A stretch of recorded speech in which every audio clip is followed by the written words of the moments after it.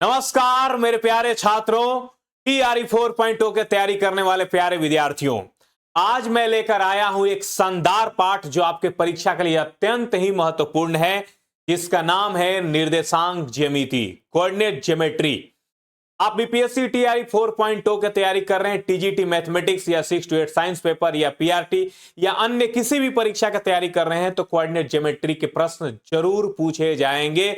और आज के इस क्लास में मैं आपको इतना बढ़िया से कोऑर्डिनेट ज्योमेट्री पढ़ाने वाला हूं, इतना बढ़िया से कि आज के बाद कोऑर्डिनेट ज्योमेट्री से आपका डर खत्म हो जाएगा और परीक्षा में बैठेंगे प्रश्न को यूं ही उड़ा देंगे देखते देखते में। तो चलिए शुरुआत करते हैं निर्देशांक ज्यामिति और हेडिंग लगाइए कोऑर्डिनेट ज्योमेट्री।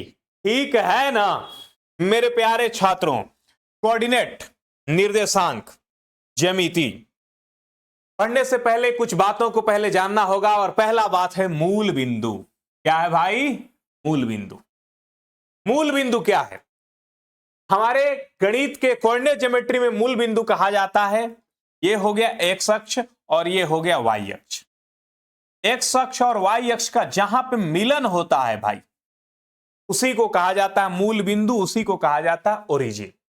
इतना तो आपको पता होगा कि इसे एक्स अक्ष कहते हैं, इसे क्या कहते हैं? वाई अक्ष कहते हैं। अगर एक्स अक्ष पे उधर जाते हैं तो 1 हो जाएगा, +1 हो जाएगा, +2 हो जाएगा, +3 हो जाएगा, आगे बढ़ेंगे तो प्लस इनफाइनाइट तक हमारा गाड़ी चला जाएगा। अगर पीछे जाएंगे हम लोग तो -1, -2, -3, पीछे जाएंगे तो माइनस इनफाइनाइट तक चला जाएगा। ऊपर जाएंगे तो +1, +2, +3 और ऊपर अनंत प्लस अनंत तक चला जाएगा। नीचे में -1, -2 उसी तरह से माइनस अनंत तक जाएगा। इसको एक्स अक्ष कहते हैं, इसको वाई अक्ष कहते हैं और दोनों जहां पर मिलता है उसे मूल बिंदु या ओरिजिन कहते हैं। ठीक है, क्या लिखा हमने? एक्स अक्ष तथा वाई है ये, वाई अक्ष के प्रतिच्छेदन बिंदु को मूल बिंदु कहते हैं। अब आगे बढ़ते हैं। निर्देशांक, जो पाठ का नाम है कोऑर्डिनेट, इसका अर्थ क्या होता है? निर्देशांक मतलब निर्देश करने वाला अंक, स्थिति बताने वाला अंक। जैसे आपको कहीं जाना होता है, मान लीजिए पटना में आपको कहीं जाना है तो लोग कहेगा पहले आप स्टेशन उतर जाइए, वहां से गांधी मैदान चल जाइए। तो गांधी मैदान को मान लीजिए मूल बिंदु मान लीजिए, गांधी मैदान से ऑटो पकड़ लीजिएगा, महेंद्र चला जाइएगा और महेंद्र से 10 कदम पीछे बढ़िएगा तो मेरा रूम है। तो जो आपने अपने रूम का पता बताया, गांधी मैदान को मूल बिंदु मान के बताया या स्टेशन को मूल बिंदु मान के बताया, उसी तरह से गणित में किसी बिंदु की स्थिति पता करने के लिए हम लोग कोऑर्डिनेट ज्योमेट्री पढ़ते हैं। और कोऑर्डिनेट का मतलब होता है कि किसी बिंदु का मूल बिंदु से स्थिति क्या है, मूल बिंदु से उसका दिशा किधर है, वो बिंदु कहां है, ये स्थिति बताने की तरीका को कोऑर्डिनेट कहते हैं। देखेंगे सुंदर भाषा में कि किसी बिंदु का मूल बिंदु से स्थिति पता लगाना उस बिंदु का निर्देशांक कहलाता है। उस बिंदु का क्या कहलाता है भाई? निर्देशांक कहलाता है। अब ध्यान लगाएंगे, जैसे यहां पर मैंने कोई बिंदु दे दिया, ध्यान से सीखना, यहां पर मैंने कोई बिंदु दे दिया, ये बिंदु कहां पर है मुझसे कोई पूछेगा तो कहेंगे भैया एक्स अक्ष पे 3 कदम जाना है, 1 2 3 कदम जाना, और वाई के तरफ 2 कदम बढ़ जाना, 1 कदम और 2 कदम। देखो ये 2 के सामने, तो एक्स अक्ष पे 3 कदम जाना और वाई के तरफ 2 कदम बढ़ जाना, तुमको ये बिंदु मिल जाएगा पी। तो कैसे मैंने बताया? कहा कि एक्स अक्ष पे 3 कदम जाना, तो यहां मैंने 3 लिख दिया, वाई अक्ष पे 2 कदम जाना 2 लिख दिया। यही P का निर्देशांक हुआ 3 और 2। और निर्देशांक बताने के लिए पहले मैंने x अक्ष पे चला, x का वैल्यू लिखा 3 और फिर मैंने y का वैल्यू लिखा ये 2। ये 3 यूनिट है और ये 2 यूनिट है, और यही 3 यूनिट है x का वैल्यू, ये 2 यूनिट है y का वैल्यू। तो निर्देशांक बताने के लिए पहले लिखा जाता है x का मान और फिर लिखा जाता है y का मान। कहीं पर किसी बिंदु का निर्देशांक 3 2 दिया रहे, मतलब यहां पर x अक्ष पे 3 कदम बढ़ना है और y के तरफ 2 कदम बढ़ेंगे तो ये बिंदु मिल जाएगा। कहने का मतलब हुआ कि x का मान 3 है, y का मान 2 है। किसी भी बिंदु का निर्देशांक दिया रहे तो शुरुआत में x का मान होता है और बाद वाला y का मान होता है। निर्देशांक का मतलब होता है कि x अक्ष पे कितने कदम गए और y अक्ष के तरफ कितने कदम बढ़े तो हमें यह बिंदु मिला। समझ में आया ना? तो निर्देशांक में सबसे पहले किसका मान लिखते हैं? x का मान, फिर लिखते हैं y का मान। एक छोटा सा एग्जांपल और लेते हैं मेरे प्यारे बच्चों। ठीक है, सारा चीज का पीडीएफ जो है हम अपने टेलीग्राम चैनल गोस्वामी मैथमेटिक्स पे डाल देंगे। ठीक है, जैसे मैंने कहा 4 और 5, इसका मतलब क्या हुआ कि x अक्ष पे 4 कदम, फिर y अक्ष के तरफ 5 कदम बढ़ेंगे y अक्ष के दिशा में, तो हमें बिंदु मिल जाएगा 4 5। या ये भी कह सकते हैं कि x का मान 4 है, y का मान क्या है 5 है। ये होता है निर्देशांक। अब हम लोग आगे बढ़ते हैं, ठीक है, ध्यान लगाना। अब ध्यान लगाएंगे मेरे प्यारे बच्चों एक और बात कि x के मान को भुज कहा जाता है, y के मान को कोटि कहा जाता है, अबसीसा और ऑर्डिनेट भी कहा जाता है। जैसे कोई बिंदु दिया है 4 और 5 और कहा जाए इसमें भुज मान क्या है, तो आंसर 4 होगा, कोटि मान कितना है तो 5 होगा। कभी कभी परीक्षा में इतना छोटा प्रश्न भी पूछ दिया जाता है कि कहीं पर लिखा रहे 6 और 7 -6 और 7, इसमें बताइए भुज कितना है और कोटि कितना है। तो भुज है भाई -6 और कोटि कितना है 7। भुज है -6 और कोटि कितना है 7, ठीक है, कुछ नहीं। भुज मतलब x का मान, कोटि मतलब y का मान। x के मान को भुज कहते हैं, y के मान को कोटि कहते हैं, ठीक है। आगे बढ़ जाते हैं मेरे प्यारे भाइयों दोस्तों। हाँ, एक और बात बता दें कि यदि आप टीआरई 4.0 की तैयारी कर रहे हैं, मैथमेटिक्स आपका कमजोर है, खूब बढ़िया से पढ़ना चाहते हैं, तो गोस्वामी मैथमेटिक्स ऐप पे जुड़िए।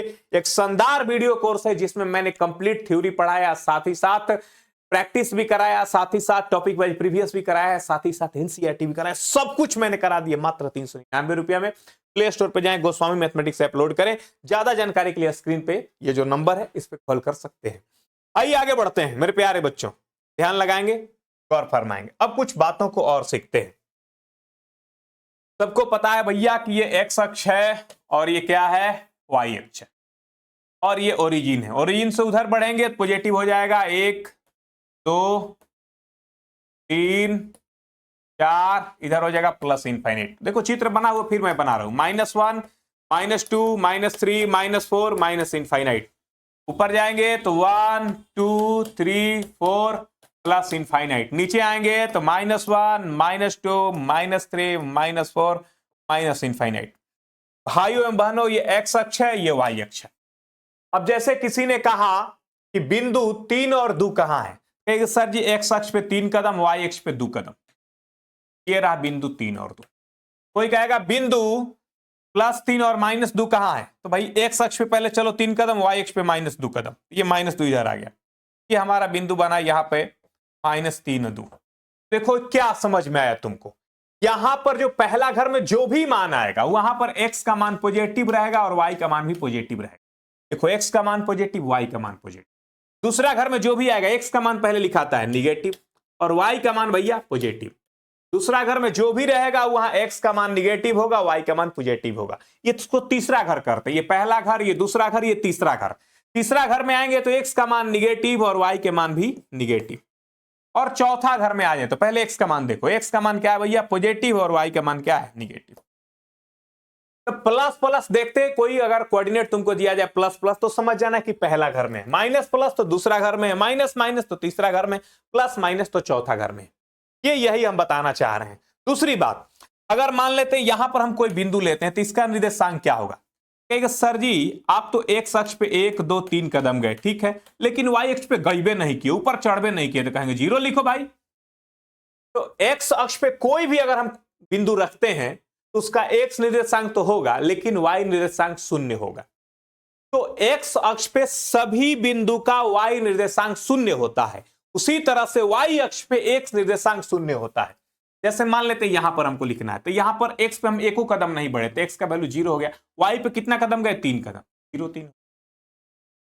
ये जो बिंदु है इसका निर्देशांक क्या होगा 0 3। कोई कहेगा इस बिंदु का निर्देशांक बताइए, x अक्ष पे गए हैं, x अक्ष पे जाने का मतलब या तो बाएं जाइए या तो दाएं, बाएं दाएं गए नहीं, सीधे नीचे घुसू का है भैया। x अक्ष पे नहीं गए तो 0, y अक्ष पे कितना गए तो -2, इस बिंदु का निर्देशांक हो गया 0 -2।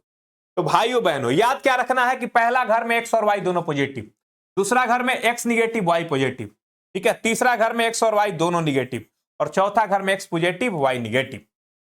समझ में आ रहा है। अब दूसरा बात कि x अक्ष पे y निर्देशांक 0 होता है और y अक्ष पे x निर्देशांक 0 होता है। आपको याद क्या रखना है कि x अक्ष पे y निर्देशांक 0 होता है। जैसे x अक्ष पे यहां पर हमने कोई बिंदु लिखा तो y का वैल्यू क्या हुआ 0, ठीक है। जैसे मैंने यहां पर कोई बिंदु लिखा तो x का वैल्यू -2, y का वैल्यू 0। तो x अक्ष पे y कोऑर्डिनेट 0 होता है और y अक्ष पे x कोऑर्डिनेट 0 होता है। x अक्ष पे y निर्देशांक 0 होता है, y अक्ष पे x निर्देशांक 0 होता है। समझ में आ रहा है ना, ठीक है। चलो आगे बढ़ जाते हैं, कहीं कोई दिक्कत नहीं ना, ठीक है। आगे बढ़ते हैं। कुछ एग्जाम्पल है जो हम लोगों ने अभी पढ़ा उसका। यहां पर क्वेश्चन में दिया गया भुज 4 5 में, बिंदु 4 5 में भुज बताइए। भुज यानी x का मान 4, कोटि यानी y का मान 5। अभी अभी मैंने बताया कि x के मान को भुज कहते और y के मान को कोटि कहते। यहां बताइए x का मान -3 और y का मान 4, यानी भुज -3 कोटि कितना 4। ठीक है, आगे बढ़ जाओ। अब कुछ और छोटी छोटी बातें हैं, बताना है कि ये किस चतुर्थांश में है। आप बताओ, दोनों पॉजिटिव है तो पहला घर में, x निगेटिव y पॉजिटिव दूसरा घर में, x निगेटिव y पॉजिटिव दूसरा घर में, दोनों निगेटिव तीसरा घर में, दोनों निगेटिव, x भी निगेटिव y भी निगेटिव, किस घर में भाई तीसरा घर में, x पॉजिटिव y निगेटिव चौथा घर में, दोनों पॉजिटिव पहला घर में। देखो ये x का वैल्यू 0 कहां पर होता है, y अक्ष पे। x का वैल्यू 0 कहां पे होता है, y अक्ष पे। तो अगर x का मान 0 है, y का मान 6 है, तो मैंने क्या बताया कि x अक्ष पे y अक्ष पे x कोऑर्डिनेट 0 होता है। तो यहां x कोऑर्डिनेट 0 है, मतलब ये बिंदु कहां पे है, y अक्ष पर है। यहां पर देखेंगे x के y कोऑर्डिनेट 0 है, मतलब ये बिंदु कहां पर है, x अक्ष पे। यहां पर x कोऑर्डिनेट 0 है, मतलब बिंदु कहां है, y अक्ष पे है, y अक्ष पर है। बताना था कि बिंदु का स्थिति कहां पर है। समझ में आया, कोई दिक्कत, पूरी तरह स्पष्ट है। ये बच्चों वाली चीज है, काहे नहीं समझ में आएगा, कहेगा सर ये सर क्या समझा रही, तुम लोग पहले ही से जान रहे हैं। ठीक है जान रहे हो, लेकिन हम तो शुरू से पढ़ाएंगे। मैंने क्या कहा, 0 से हीरो बनाएंगे तुमको निर्देशांक ज्यामिति में। ठीक है, देखो अब यहां पर जैसे कोई बिंदु तुमको दे दिया गया और उस बिंदु के बारे में कह दिया गया कि इसका x अक्ष से दूरी बताइए, y अक्ष से दूरी बताइए, वगैरह वगैरह। जैसे मान लो ये x अक्ष है, ये y अक्ष। यहां पर एक बिंदु है, इसका निर्देशांक है मान लो xy। ठीक है, इसका बिंदु निर्देशांक है xy, या इसका निर्देशांक मान लो है a और b, a और b है। ठीक है, अब तुमसे कोई कहेगा मेरे प्यारे बच्चों कि इस बिंदु का मूल बिंदु से दूरी बताइए, ओरिजिन से दूरी बताइए। अब ध्यान लगाना, तो ए बी होने का मतलब क्या हुआ कि x अक्ष पे a यूनिट चले और y अक्ष पे b यूनिट चले, तब ये बिंदु हमको आके b यूनिट हो गया। अगर मैं इसको ऐसे मिला दूं तो यही ना ओरिजिन से दूरी हुआ, ओरिजिन से दूरी हुआ ये 90 डिग्री। अब ये a है ये b है, तो ये दूरी कितना होगा भाई, √a² प्लस p, क्योंकि समकोण त्रिभुज बन गया। अगर ये बिंदु P है तो बिंदु P का मूल बिंदु से दूरी क्या होगा, मूल बिंदु से दूरी बताओ, मूल बिंदु से दूरी होगा √a² प्लस। अगर मैं कहूंगा इस बिंदु P का, जो बिंदु ये P है, बिंदु P का x अक्ष से दूरी कितना होगा, तो सर ये x अक्ष से दूरी तो हिसाब दिखिए रहा है, b यूनिट है। x अक्ष से दूरी, x अक्ष से दूरी कितना है भाई, b यूनिट है। मैं कहूंगा इस बिंदु का y अक्ष से दूरी बताइए, y अक्ष से दूरी, y अक्ष से दूरी बताइए, तो कहेगा सर जी y अक्ष से दूरी दिख नहीं रहा आपको, a यूनिट है। तो कहने का मतलब होता है भाई कि x अक्ष से दूरी पूछेगा तो y का मान, जैसे y का मान यहाँ क्या है b, y अक्ष से दूरी पूछेगा तो x का मान कितना है a, और मूल बिंदु से दूरी पूछेगा तो a और b का स्क्वायर करके वर्गमूल, यानी √x² प्लस y²।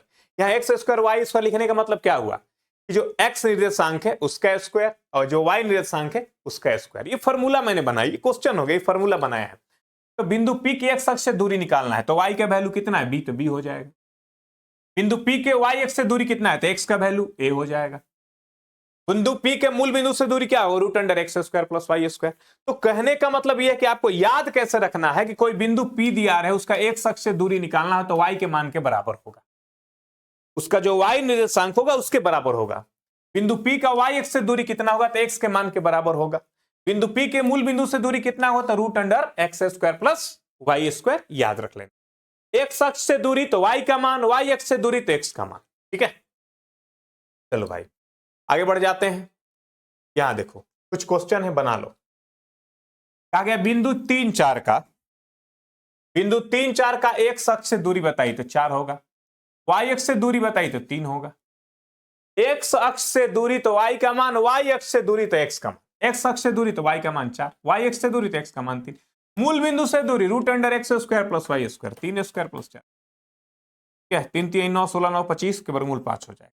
प्लस में लेते हैं, दूरी हमेशा पॉजिटिव होता है, ठीक है, ये मॉड भी लगा सकते हो। एक्स अक्ष से दूरी तो 4 यूनिट, वाई अक्ष से दूरी तो 5 यूनिट, -5 मत लिखना, दूरी हमेशा पॉजिटिव होता है। मूल बिंदु से दूरी √−5² प्लस 4², ठीक है, 25 और 16 40, √41। एक्स अक्ष से दूरी y का मान, y अक्ष से दूरी y x का मान, ठीक है, दूरी हमेशा पॉजिटिव लेते हैं। आगे बढ़ जाए, चलो अब दो बिंदुओं के बीच की दूरी हम लोग निकालने सीखते हैं। इसमें बहुत क्वेश्चन आता है, आपको पता भी होगा फॉर्मूला, कोई बहुत बड़ी बात नहीं है, लेकिन सीख लीजिए।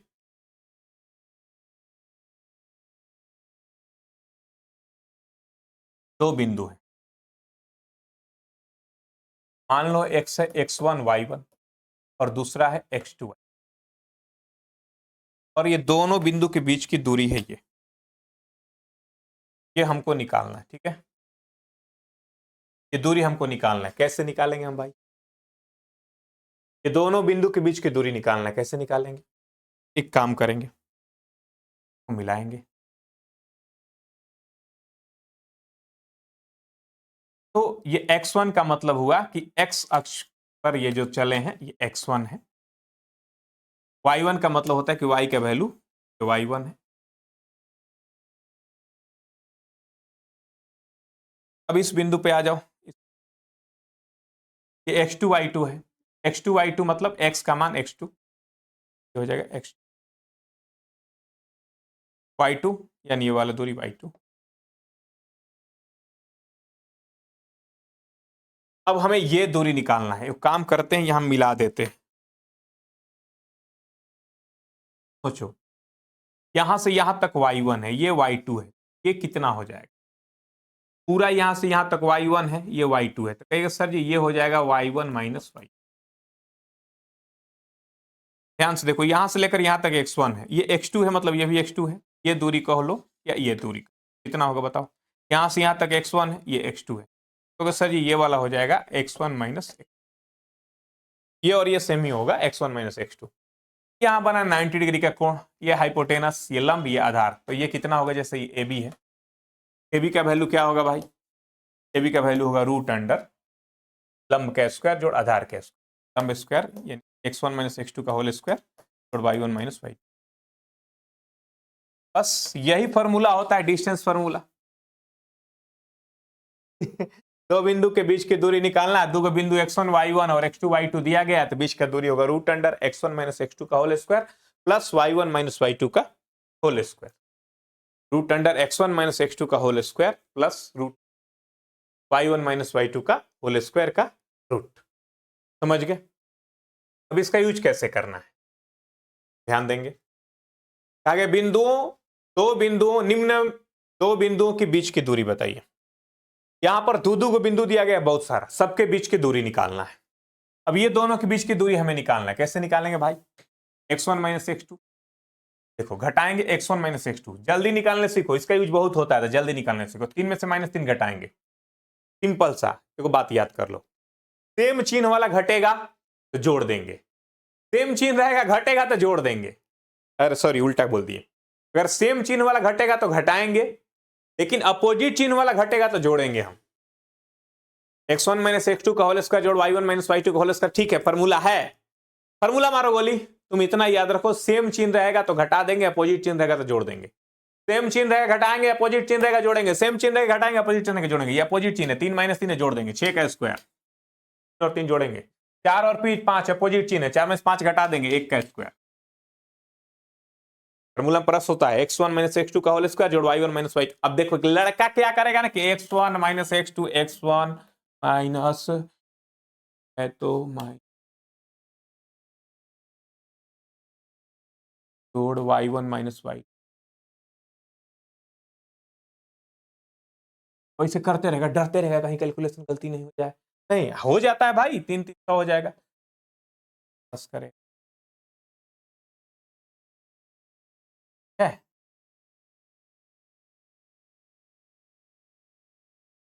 मैं यही कह रहा हूं तुमको, इतना सोचोगे एग्जाम में समय नहीं रहता है। याद रखना है क्या, सेम चिन्ह रहेगा घटाएंगे, अपोजिट चिन्ह रहेगा जोड़ेंगे, सेम चिन्ह रहेगा घटाएंगे, अपोजिट चिन्ह रहेगा जोड़ेंगे, सेम चिन्ह घटा देंगे, अपोजिट चिन्ह जोड़ देंगे, +3 -3 जोड़ेंगे, अपोजिट चिन्ह जुड़ेगा, सेम चिन्ह घटेगा।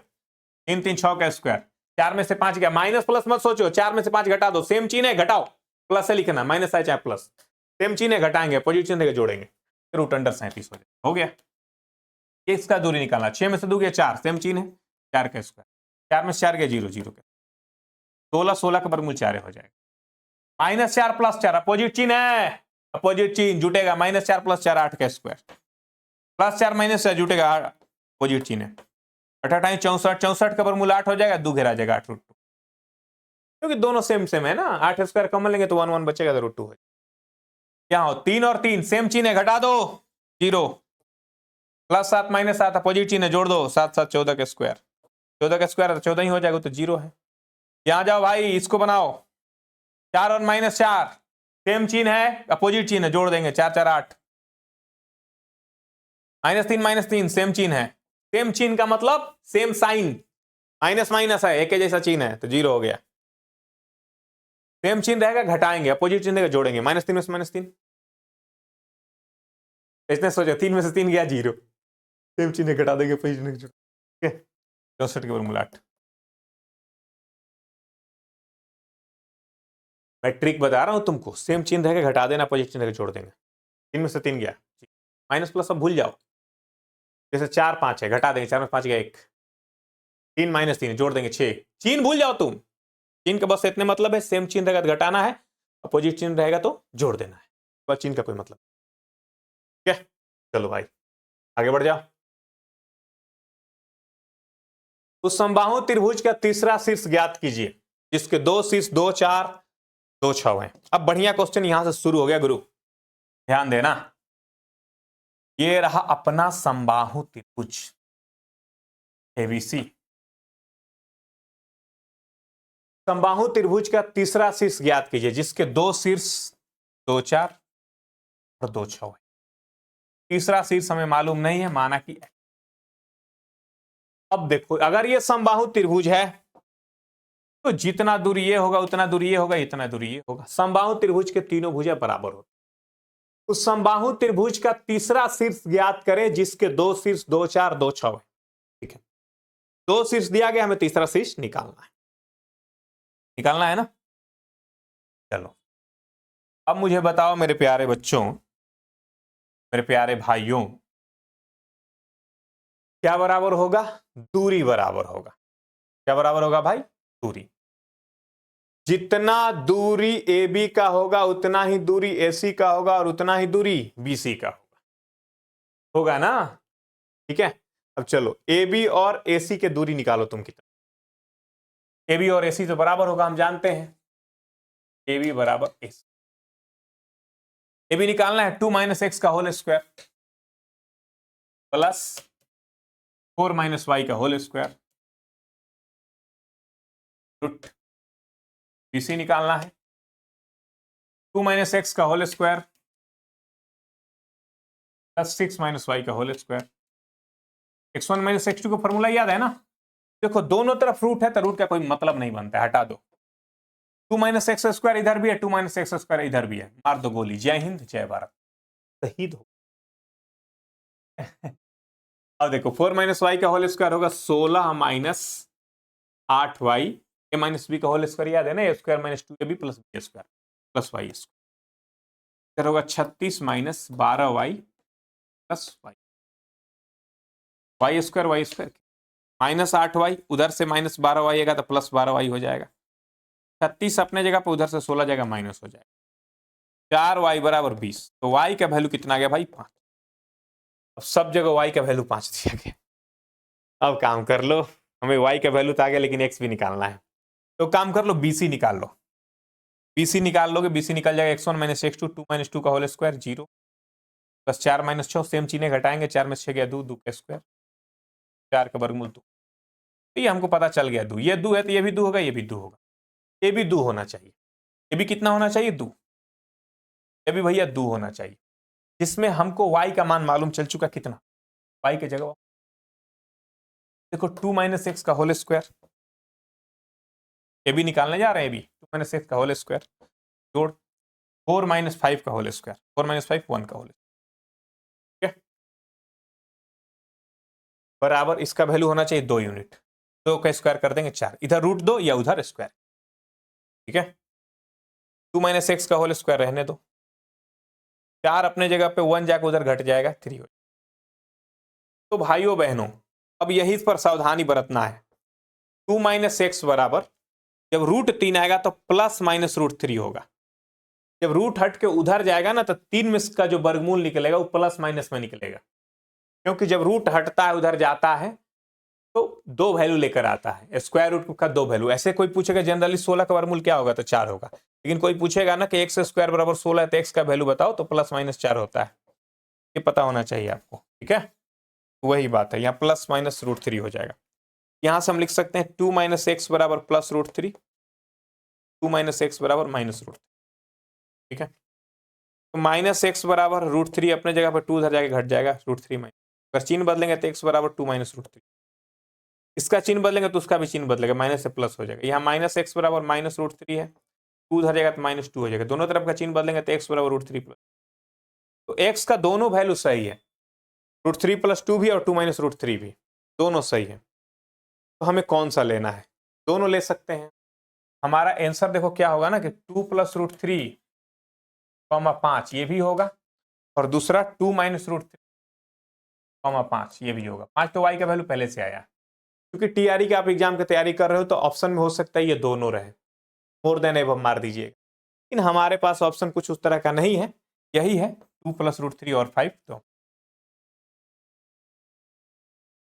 समझ में आया ना, हर तरह का क्वेश्चन मिलेगा, आसान बढ़िया, आप लास्ट तक बने रहिए, ठीक है, खूब बढ़िया से हम लोग पढ़ेंगे।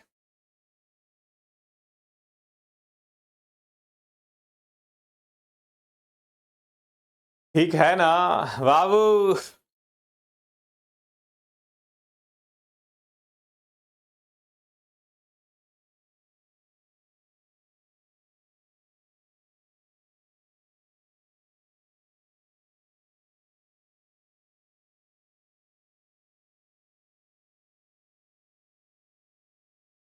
चलो अब यहां पर एक दिया गया है, कहा गया ये सब किस चतुर्भुज का शीर्ष है। क्वेश्चन मैंने अच्छे अच्छे लिए हैं, कुछ इजी क्वेश्चन के साथ साथ कुछ बढ़िया क्वेश्चन भी। मैं चतुर्भुज हम जान नहीं रहे कैसा है, कैसा भी चतुर्भुज बना देते हैं, 9 0 9 6 -9। तो जब भी ऐसे चतुर्भुज दिया रहे तो लगातार शीर्ष लिख लेना, ऐसा नहीं कि एगो यहां लिख दिया, एगो यहां लिख दिया, फिर एगो यहां लिख दिया, तब ऐसे लिखे, गड़बड़ा जाएगा। ऐसे लिखता है ABCD, तो ये माने हम जान नहीं रहे थे कि पहले से कैसा चतुर्भुज है, इसलिए किसी भी तरह का चतुर्भुज, A का वैल्यू 9 0, B का वैल्यू 9 6, C का वैल्यू -9 6, D का वैल्यू -9। कहा गया कि एक चतुर्भुज के शीर्ष है, तो बताइए कि कैसा चतुर्भुज है। अब इसको पता करने के लिए हमें सभी भुजा निकालना होगा। आइए हम AB निकाल लेते हैं। AB बराबर क्या होगा भाई, 9 में से 9 जाएगा 0 का स्क्वायर, 6 जाएगा 6 का, 6 यूनिट आ जाएगा। BC निकाल लीजिए, BC 9 में से -9 जाएगा, 18 हो जाएगा, 18 का स्क्वायर, 6 में से 6 जाएगा 0 हो जाएगा, 18 का स्क्वायर तो 18। CD निकाल लीजिए आप, CD -9 में से -9 हो जाएगा 0 का स्क्वायर, 0 में से 6 जाएगा 6 का।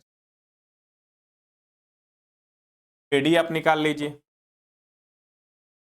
AD 9 -9 अपोजिट चिन्ह है, जुट जाएगा 18 का स्क्वायर, अपोजिट चिन्ह रहेगा जुट जाएगा 18।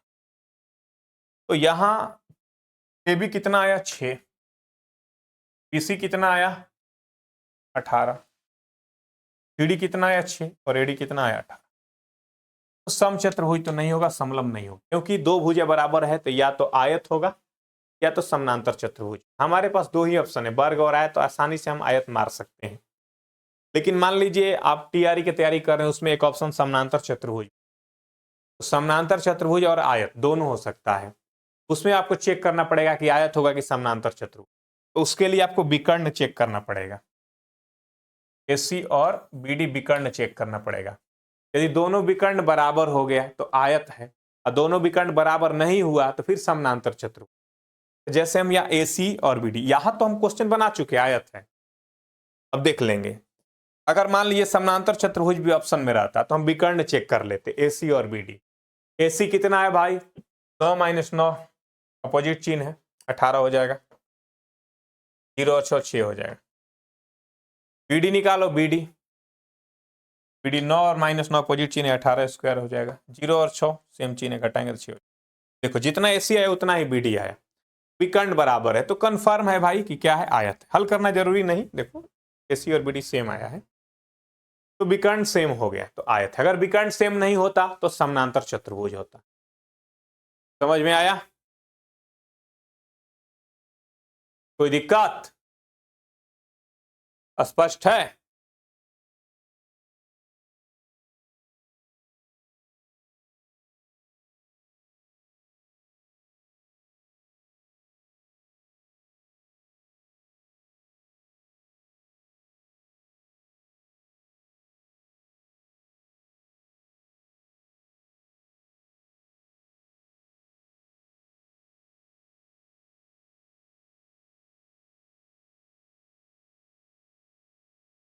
चलो, यदि दो बिंदु 1,7 1,15 के बीच की दूरी 10 यूनिट है तो x के संभावित मान बताइए। दो बिंदुओं के बीच की दूरी दिया गया, x का पॉसिबल वैल्यू निकालना है। बीच की दूरी निकालना है तो x - 1 का होल स्क्वायर प्लस 7 - 15 का होल स्क्वायर बराबर 10। इधर से रूट हटेगा, इधर स्क्वायर हो जाएगा। x - 1 का होल स्क्वायर, 7 में से 15 गए, 8 का स्क्वायर 64 बराबर 10 का स्क्वायर 100। x - 1 का होल स्क्वायर, 100 में से 64 गया 36, x - 1 बराबर 36 का वर्गमूल निकालेंगे तो +-6। जैसे ही इधर से स्क्वायर हटेगा उधर जाएगा तो प्लस माइनस लेके आएगा। x - 1 बराबर +6 भी लेंगे और x - 1 बराबर -6 भी। x बराबर +6 -1 उधर से आया तो +1 हो गया, x बराबर 7 हो जाएगा। x बराबर -6 -1 उधर गया तो +1 हो गया, x बराबर -5। तो x का वैल्यू 7 और y का वैल्यू -5 है। दो वैल्यू है x का, एक 7 भी, एक -5। स्पष्ट है पूरी तरह से, कोई दिक्कत? समझ में आया बाबू?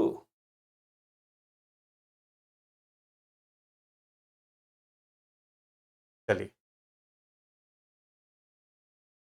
कहा गया इतना इतना और इतना एक त्रिभुज के शीर्ष है तो बताइए कि कैसा त्रिभुज है। ये एकदम इजी क्वेश्चन है, तीनों भुजा निकाल लेना, चेक कर लेना कैसा त्रिभुज। मैं नहीं बना रहा इसको, आगे बढ़ेंगे हम लोग मध्य बिंदु, मिड पॉइंट।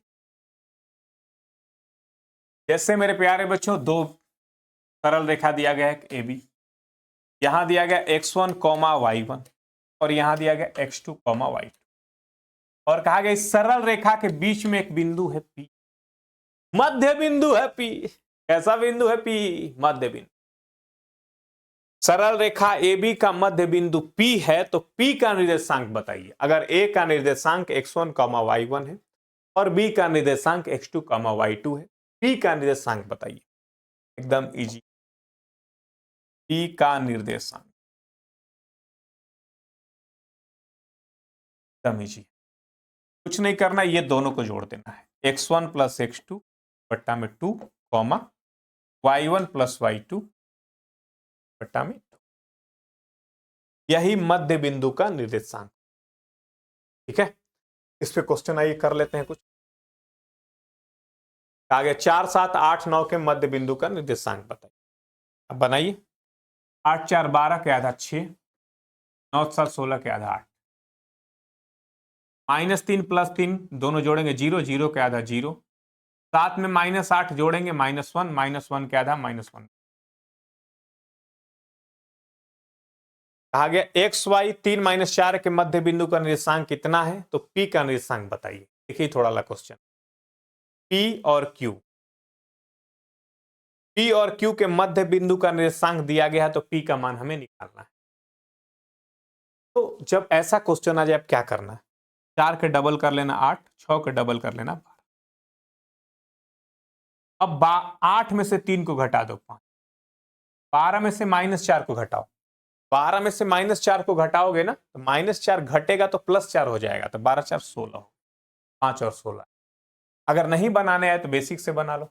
जैसे मध्य बिंदु का निर्देशांक होता है x1 + x2 यानी x + 3 बट्टा में 2 बराबर x का वैल्यू दिया गया है। y निर्देशांक निकालने का तरीका होता है y1 + y, y प्लस -4 बट्टा में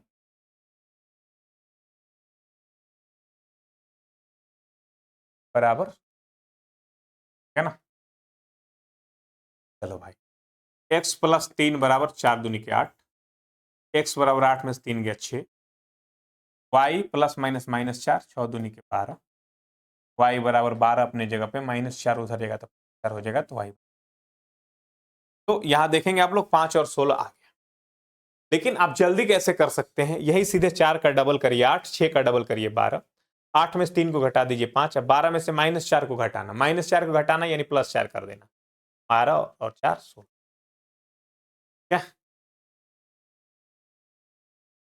समझ गए ना। चलो आइए, उस बिंदु का निर्देशांक क्या होगा जहां AB वृत्त का व्यास है, जिसका केंद्र 2 3 और 1 4 है।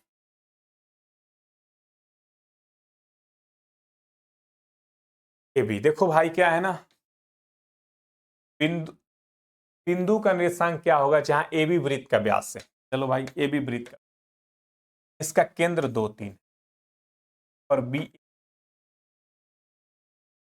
यहां पर A मिस, अच्छा एक टाइपिंग मिस। उस बिंदु A का निर्देशांक क्या होगा, उस बिंदु A का निर्देशांक क्या होगा जहां AB वृत्त का व्यास है, जिसका केंद्र 2 3 है और B 1 4 है। B का मान दिया गया, केंद्र का मान दिया, A का निर्देशांक निकालना है। बीच वाला बिंदु दिया है तो मैंने बताया था 2 का डबल करो 4, 3 का डबल 6, इसका डबल कर दो, 4 में से 1 घटा दो भाई 3, 6 में से 4 घटा दो 2, 3 और 2,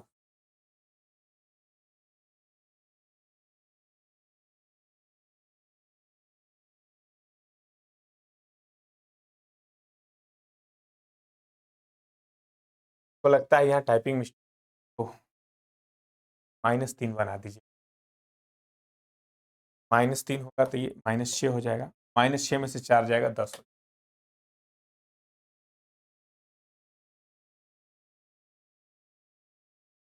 क्वेश्चन में थोड़ा टाइपिंग मिस्टेक, 2 -3, 2 का डबल करेंगे 4, -3 का डबल करेंगे 6, अब 4 में से 1 को घटाएंगे 3, -6 में से 4 को घटाएंगे माइनस, हो जाएगा 3। कोई दिक्कत, स्पष्ट है पूरी तरह से। चलिए आगे बढ़ जाते हैं। एक समानांतर चतुर्भुज पी क्यू आर एस में P बराबर इतना, Q बराबर इतना, R बराबर इतना, तो एस का निर्देशांक बताइए। देखेंगे एक समानांतर चतुर्भुज,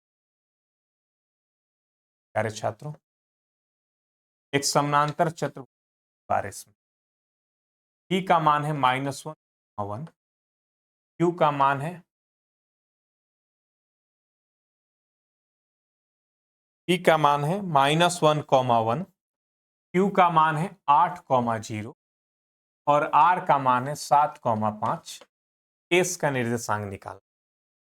एगो बात बताओ, समानांतर चतुर्भुज के विकर्ण एक दूसरे को समद्विभाजित करते हैं, समद्विभाजित करने का मतलब बीच में बांटते हैं। सोचो इधर से मध्य बिंदु क्या होगा, होगा सर जी -1 आप +7 जोड़ेंगे 6 होगा, 6 का आधा 3, 1 और 5 जोड़ेंगे 6, 6 का आधा 3। अब ये हमको निकालना है। अब क्यूएस का भी मध्य बिंदु एम है, जैसे मान लेते एम, क्यूएस का मध्य बिंदु भी एम है, एस क्या होगा, कुछ नहीं करना, मैंने बताया है भाई क्या करना है। करना क्या है, 3 का डबल कर देंगे 6, 3 का डबल 6, क्या कोई दिक्कत हो गया। अब बताओ मेरे प्यारे बच्चों,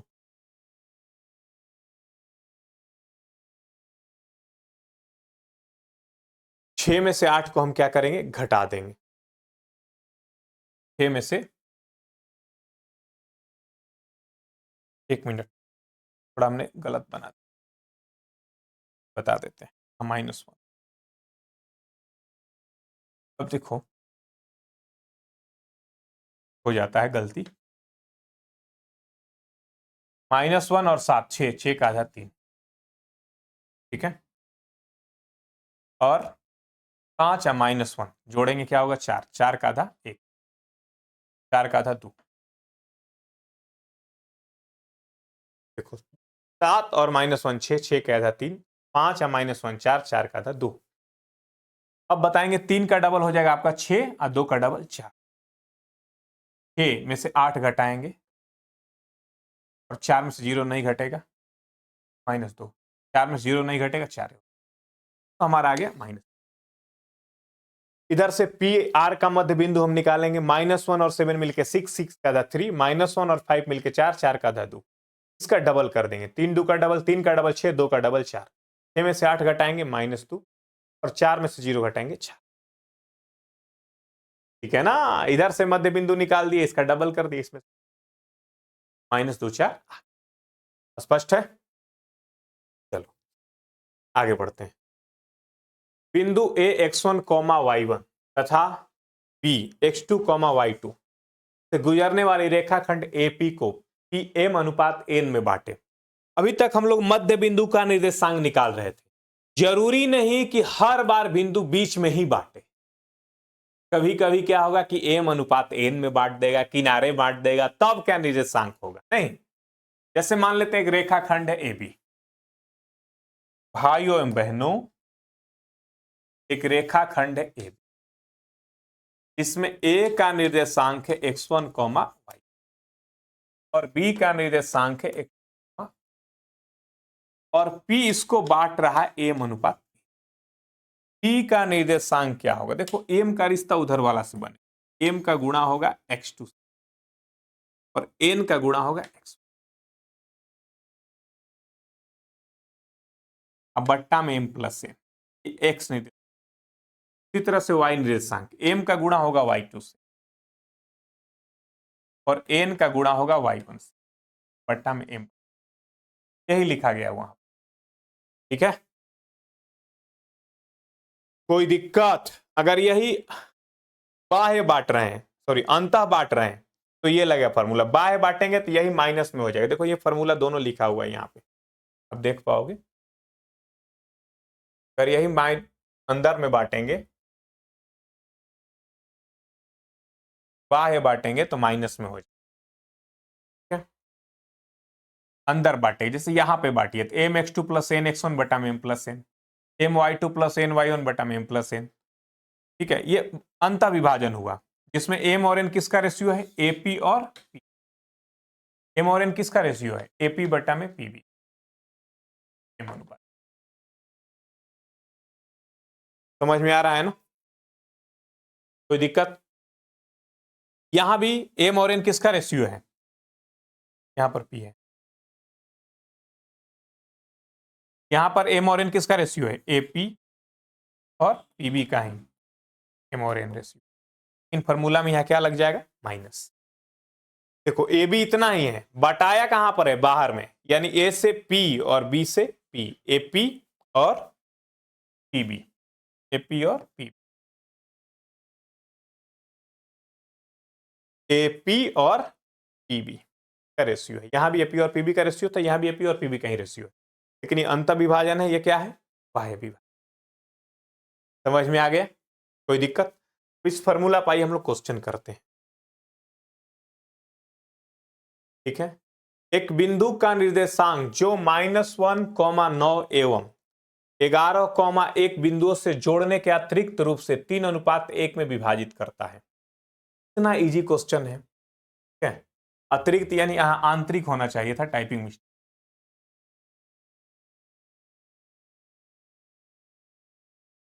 एक बिंदु के निर्देशांक बताइए जो -1,9 और 11,1 को बांटता है 3:1। कुछ नहीं करना है, mx2, 3 का गुणा x2 से होगा 11 3 33, 1 का गुणा -1 से होगा -1 बट्टा में m प्लस n। कोई दिक्कत, यहां पर आओ, my2 3 एकम 3 एन वाई वन 1 × 9 बटा में एम प्लस एन। 33 में से 1 गया 32, 32 बटा में 4, 12 बटा में 4, 4 बटे 32 और 4 3 12, 8 M X two plus N X one बटा में एम प्लस एन। ठीक है ना। मुश्किलों से भाग जाना आसान होता है, हर लम्हा जिंदगी का इम्तिहान होता है। अब भागने वाले को मिलता नहीं जिंदगी में कुछ, लड़ने वाले के कदमों में जहान होता है। समझ में आया?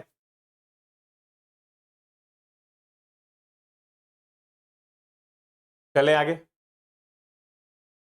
चलो भाई, बिंदुओं,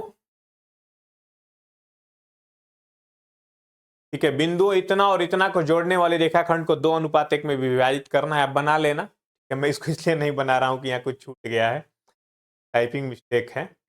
बनेगा उसी फॉर्मूला से M X two plus N X one बटा में एम प्लस। आगे बढ़ते हैं। वह अनुपात ज्ञात कीजिए जिससे रेखा 4x + y = 13 दो बिंदु 100 और 101 जोड़ने वाली रेखाखंड को बांटता है। अब भाई ये बढ़िया क्वेश्चन, बढ़िया क्वेश्चन कैसे आ गया देखो। कहा गया वह अनुपात ज्ञात कीजिए जिसमें रेखा 4x + y = 13 दो बिंदु 100 और 101 को जोड़ने वाली रेखाखंड को बांटता है। जैसे एक रेखाखंड है, एक रेखाखंड है, तो 1 6 और 1 से जुड़ा है। ये एक रेखाखंड है, एक रेखाखंड है जो 1 6 और 1 से जुड़ा है। इस रेखाखंड को एक रेखा बांट रहा है और इस रेखा का इक्वेशन 4x + y = 13। कहा गया वह अनुपात ज्ञात करिए जिसमें रेखा 4x + y = 13 दो बिंदुओं 100 और 101 को जोड़ने वाली रेखाखंड को बांटता है। दोनों बिंदुओं से जोड़ने वाली रेखाखंड को यह रेखा बांटता है, किस रेशियो में बांटता है मालूम नहीं है, मान लेते हैं बांटता है m/n। सोचो कि अगर m/n में ये रेखा बांटेगा तो कहां पे बांटेगा? तो सर जी m(x2), m × x2 का वैल्यू ले लीजिए 6 प्लस n(x1), n × x1 का वैल्यू ले लिए 1 बटा में m। y निर्देशांक निकालेंगे तो कहेंगे my2, m × y2 का वैल्यू प्लस ny1 बटा में, यही पर बांटेगा। ये वैल्यू किसका है भाई? x का, और ये वैल्यू किसका है? y।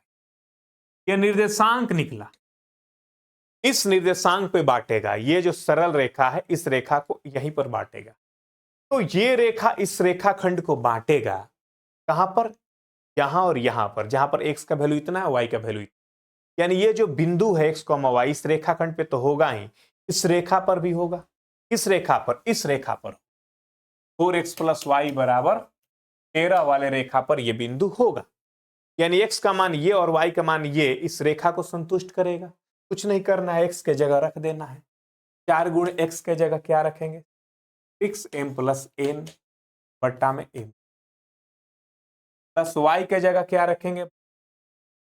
m + 6n बटा में m + n बराबर 13। लघुत्तम हो जाएगा m + n। 4 × 24 m + 4n, m + 6n। 13 से डायरेक्ट गुणा ही इसको कर देते हैं, ये हो जाएगा 13m + 13n। 24m और m मिला के 25m,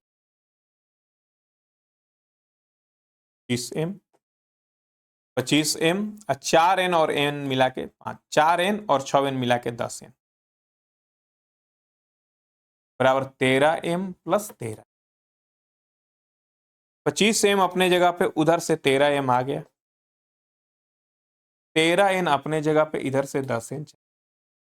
25 में से 13 गया 12m, 13 में से 10 गया 3n।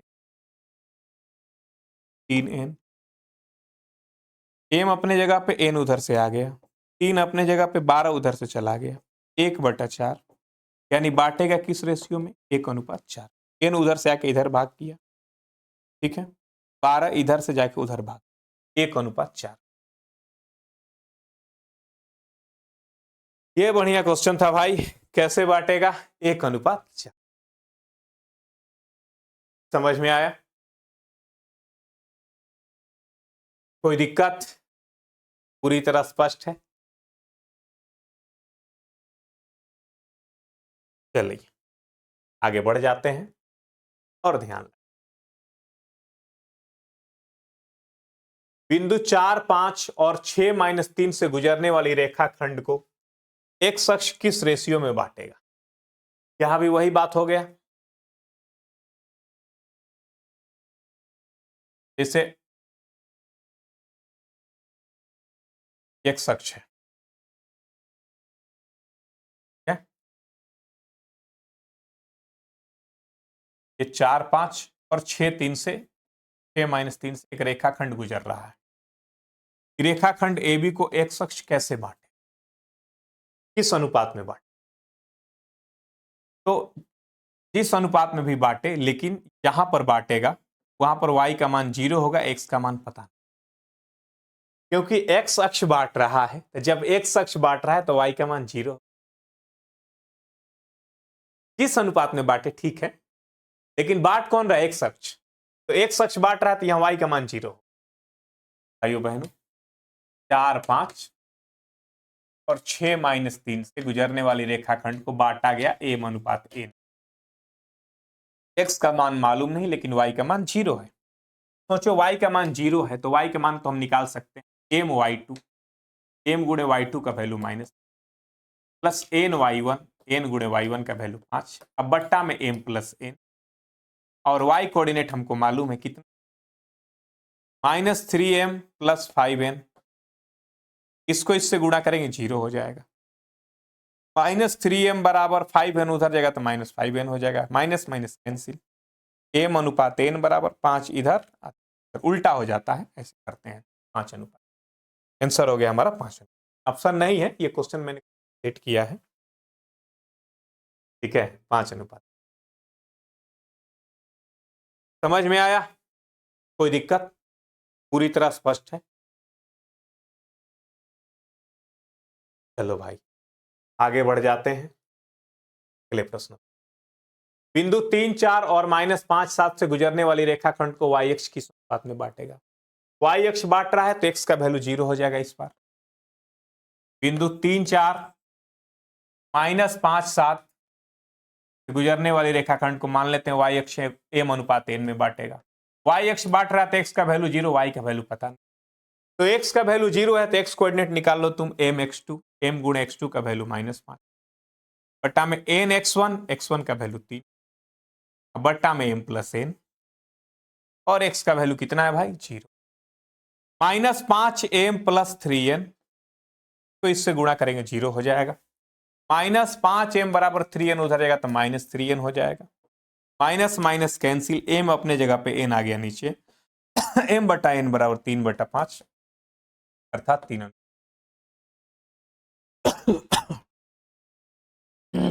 मदन जी थोड़ा पानी दीजिएगा। 3:5 में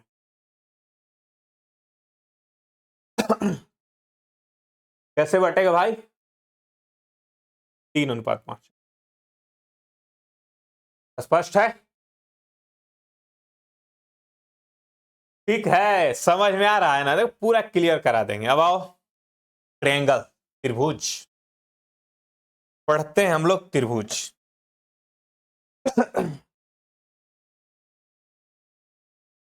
देखो त्रिभुज,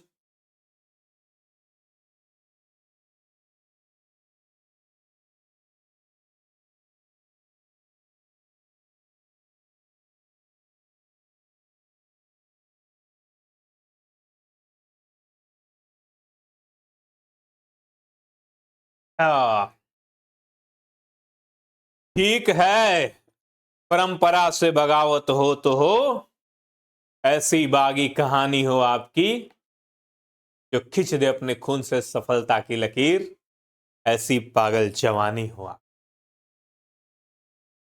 आओ सबसे पहले त्रिभुज का क्षेत्रफल सीखते हैं। त्रिभुज के क्षेत्रफल का फॉर्मूला आपको पता होगा, जिसके तीनों निर्देशांक दिए रहते हैं, यही फॉर्मूला लगता है।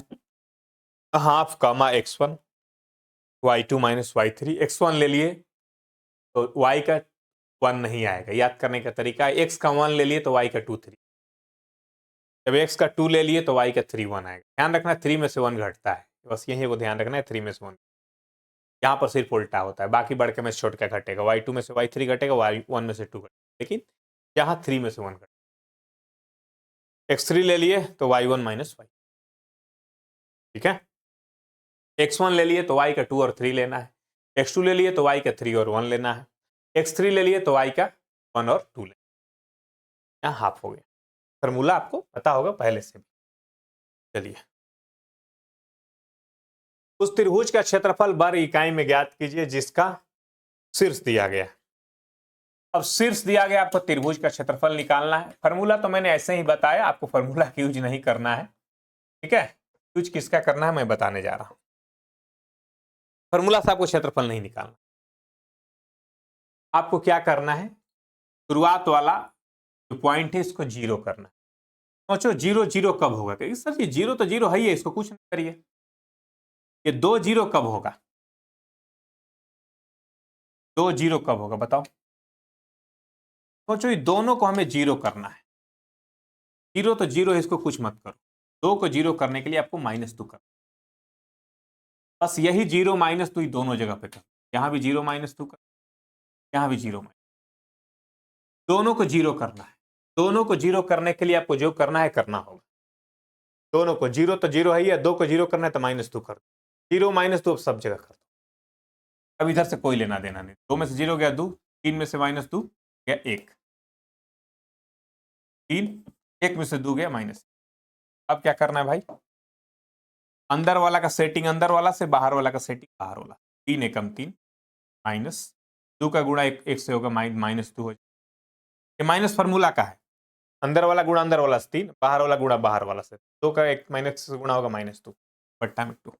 यहाँ लगाएंगे मॉड, प्लस में चाहे माइनस में हमेशा प्लस लेना। 3 + 2 5, 5 में 2 से भागा करेंगे 2.5। समझ में आया, कोई दिक्कत, ठीक है। आगे बढ़ते हैं। फिर देखिए त्रिभुज का क्षेत्रफल निकालना है, यहाँ पर आप देखेंगे दिया गया है -5 7 -4 -5 4 5। क्या करना है, इसको आपको जीरो करना है। इसको जीरो करने के लिए आपको यहाँ करना होगा +5 और -7, तब ये होगा जीरो। यही +5 और -7 सब जगह लगा दो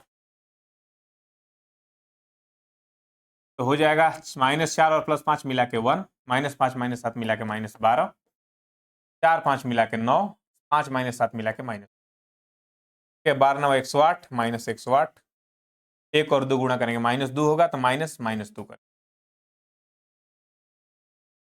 108 और 2 मिला के 106, क्योंकि माइनस माइनस प्लस हो जाएगा, 100/2 53 आएगा। समझ में आया, क्षेत्रफल निकाले सीख गए, कोई दिक्कत। बिंदु 3 2 2 -3 P4। तो आइए देखेंगे ये वाले प्रश्न को। इसमें क्षेत्रफल दिया गया, P का वैल्यू निकालना है, नहीं तो शीर्ष है 3 -2 2 -3 और P -4। मैंने क्या बताया था कि इसको जीरो कर लो, इसको जीरो करना है तो -3 या +2 करेंगे तभी ना जीरो होगा, 3 -3 मिलके। अब यही चीज हर जगह करना है, -3 +2 -3 +2, तो ये हो जाएगा -1 और ये हो जाएगा 2 -3 -1, ये भी हो जाएगा -1। नहीं, यहाँ क्या होगा हमारा P -3 और ये हो जाएगा -4 और 2 मिला के माइनस। अंदर वाला का सेटिंग अंदर वाला से, तो ये हो जाएगा -P + 3, बाहर वाला का सेटिंग बाहर वाला से, -1 को -2 से गुणा करेंगे +2 हो जाएगा, लेकिन फॉर्मूला कहता है माइनस लगाइए, -2 फॉर्मूला का माइनस है, अब बट्टा में 2, ठीक है। क्षेत्रफल है 8 यूनिट, ये हो जाएगा हमारा -P + 1 बराबर 8 दूनी के 16, -P बराबर 16 1 17, तो P बराबर आ जाएगा हमारा -17। p बराबर क्या आ जाएगा -17, नहीं सॉरी -17 नहीं +17, -p बराबर 17 अपने जगह पे 1 जा घटेगा, -p बराबर 16, p बराबर आ जाएगा -16, सॉरी -16, p का वैल्यू हमारा आ गया कितना -16। ठीक है, देखा आप लोगों ने p का वैल्यू कितना आ गया -16। अब आइए आगे बढ़ते हैं। k का मान क्या होगा कि विद्युत संरेखीय होगा। तो संरेखीय होने का मतलब होता है कि त्रिभुज नहीं बनना, त्रिभुज नहीं बनना अर्थात त्रिभुज का क्षेत्रफल 0 होना। अब त्रिभुज के क्षेत्रफल 0 करके भी बना सकते हैं या ऐसे करके भी बना सकते हैं, जैसे a b किया गया है। a का वैल्यू -5 1 है, b का वैल्यू 1 k है और c का वैल्यू 4 -2। आप ऐसे भी बना सकते हैं कि जो स्लोप ए बी का होगा वही स्लोप ए सी का होगा, लेकिन स्लोप अभी हम पढ़े नहीं है इसलिए स्लोप वाला फॉर्मूला नहीं लगाएंगे। ठीक है, चलिए दिया गया है -5, 1, 1, k और 4, संरेखीय है तो त्रिभुज के क्षेत्रफल क्या होगा 0 होगा। तो त्रिभुज के क्षेत्रफल निकालने के लिए -5, 1 है तो इसे करेंगे +5 -1, यही करना है यहां पर +5 -1, +5 -1। ठीक है, 1 और 5 मिला के 6 हो जाएगा, ये हो जाएगा k -1, 4 और 5 मिला के 9 हो जाएगा, -2 -1 मिला के -3। ठीक है, इसका सेटिंग इससे करेंगे तो 9k -9, 18 -18 होगा तो हम लोग +18 कर देंगे बाई 2 और इसका वैल्यू 0। 9k + 9 बराबर 0, 9k बराबर -9 तो k का वैल्यू -1। संरेखीय होने का मतलब त्रिभुज के क्षेत्रफल क्या होना 0। ठीक है, एक और तरीका है स्लोप मेथड, तो आगे हम लोग स्लोप पढ़ेंगे तो उस मेथड को सीखेंगे। चलिए आगे बढ़ जाते हैं भाइयों एवं बहनों। अब केंद्रक का निर्देशांक, जैसे मान लो कोई त्रिभुज दिया गया है ABC और इसका ये शीर्ष है x1, y1, ये शीर्ष है x2, y2 और ये शीर्ष है x3, y3। आपसे कोई पूछेगा केंद्रक का निर्देशांक क्या होगा। आपको पता है केंद्रक किसे कहते हैं? केंद्रक कहते हैं माध्यिका के सगामी बिंदु। जैसे इसका माध्यिका हमने खींचा AD, इसका माध्यिका खींचा B और इसका माध्यिका खींचा CF, तीनों जिस बिंदु पर मिलता है उसे क्या कहते हैं? केंद्रक। तो केंद्रक का निर्देशांक क्या होता है भाई? x1 + x2 + x3 बट्टा में 3, y1 + y2 + y3 बट्टा में 3। ठीक है, आइए इस पे एग्जांपल लेते हैं हम लोग। जैसे मैंने आपको बताया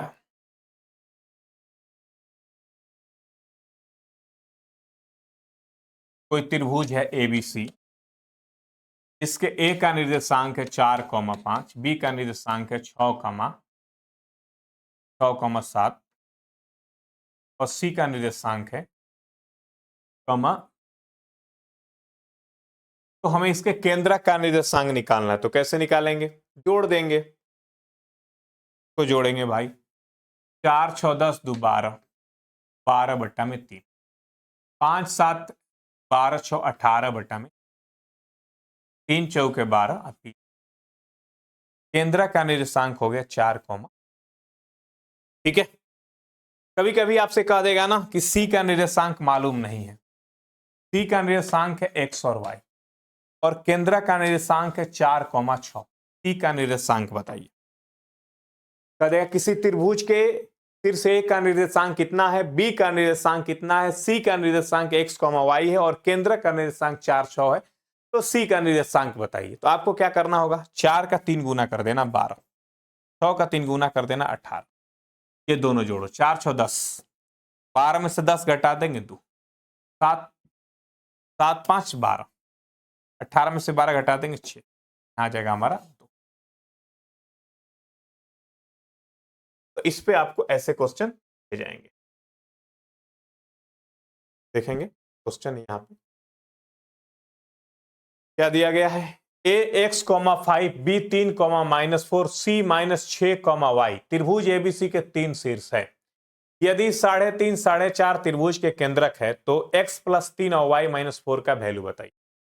आपको करना क्या है भाई, 3.5 और 4.5 का 3 गुना कर देना, इसका 3 गुना कर लो और इसका भी 3 गुना। 3 × 5 = 15, 5 3 तिहाई 9 1 10, 10 दशमलव, 3 × 5 = 15, 5 3 × 12, 1 13 दशमलव। अब क्या करेंगे भाइयों, इसमें 3 और -6 जोड़ और -6 जोड़ हो जाएगा -3, -3 को घटाएंगे तो ये हो जाएगा +3, 13.5। किसका वैल्यू आया, x, x गायब था। यहां पर आओ, 5 और -4 जोड़ेंगे 1 होगा, 1 को घटाएंगे इसमें से, ठीक है, 1 को घटाएंगे तो 12 ये किसका वैल्यू आया, y। लेकिन क्वेश्चन में x और y का वैल्यू नहीं निकालना है, निकालना है x + 3 और y -4 का वैल्यू।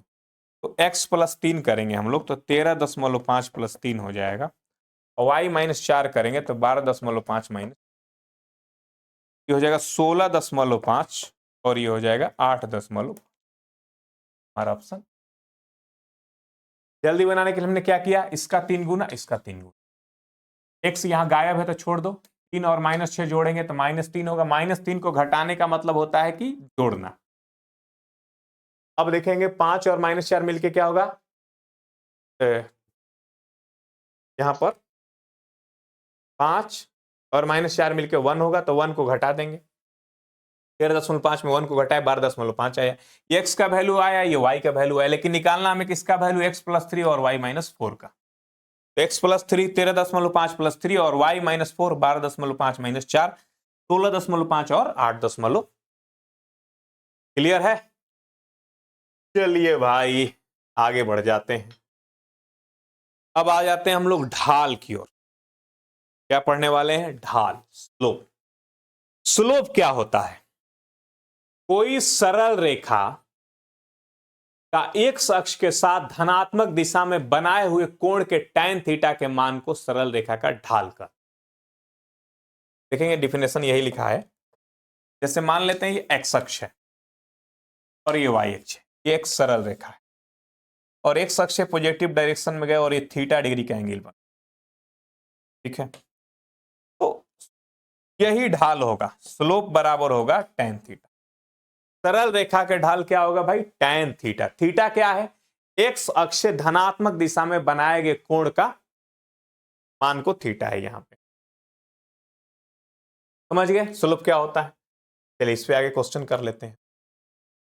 एक सरल रेखा x अक्ष के साथ 60 डिग्री का कोण बनाता है, उसका ढाल बताइए। सिंपल है, tan थीटा, tan 60 डिग्री, और tan 60 डिग्री का वैल्यू क्या होगा भाई, √3। एक सरल रेखा का ढाल 1 है तो x अक्ष के साथ कितना डिग्री का कोण बनाता है, एक सरल रेखा का ढाल 1 है। देखो ढाल को, स्लोप को m से इंडिकेट भी करते हैं, याद रखना कि स्लोप को m से इंडिकेट, m का वैल्यू 1 है और m होता है tan थीटा। tan थीटा का वैल्यू 1 है तो थीटा का वैल्यू कितना होगा भाई, 45 डिग्री। यही निकालना है कि x अक्ष के साथ कितना डिग्री का कोण बनाएगा। ढाल का मतलब होता है कि सरल रेखा के साथ x अक्ष के साथ बनाया हुआ कोण, x अक्ष के साथ धनात्मक दिशा में बनाए हुए कोण के tan थीटा के वैल्यू को ढाल कहते हैं। कोई दिक्कत।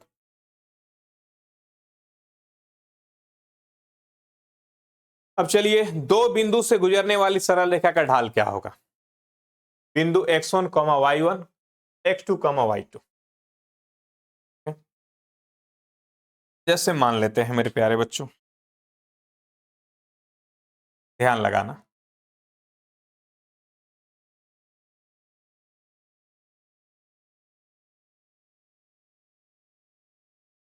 दो बिंदु से कोई सरल रेखा गुजर रही है।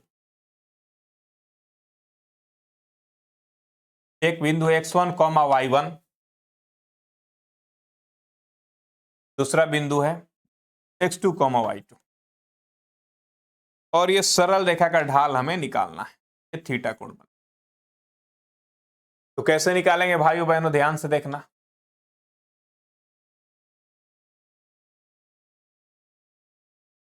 x2, y2, ठीक है। तो ये थीटा है तो ये भी थीटा होगा, यहां से tan थीटा निकालो या यहां से tan थीटा निकालो, क्योंकि स्लोप बराबर क्या होता है tan थीटा। तो हमको निकालना है tan थीटा, जैसे निकाल लो। तो काम करो, इसको मिला दो, इसको भी मिला दो। आप मुझे बताओ x1 है मतलब ये दूरी क्या है x1 है, ये y1 है मतलब ये दूरी कितना है y1 है। x1 है तो ये भी x1 हो जाएगा, ये y1। अब यहां पर आओ इस बिंदु के लिए, ये बिंदु का निर्देशांक है x2, y2। बिंदु का निर्देशांक है x2, y2, मतलब ये लेंथ हो जाएगा आपका x2 और ये लेंथ हो जाएगा y। ये लेंथ x2, ये लेंथ y2। अब मुझे बताओ कि ये कितना होगा।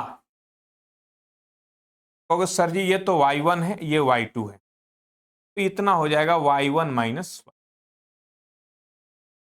यहां से यहां तक x1 है और यहां से यहां तक x2 है, तो ये कितना हो जाएगा भाई x1 माइनस हो जाएगा। अब होता है tan थीटा बराबर लंब बटा में आधार। लंब कितना है भाई, लंब है y1 माइनस y और आधार कितना है x1 माइनस, बस यही हो गया स्लोप। y1 माइनस y2 बटा में x1 माइनस x2। याद रखना स्लोप बराबर y1 माइनस y2 बटा में x1 minus x2।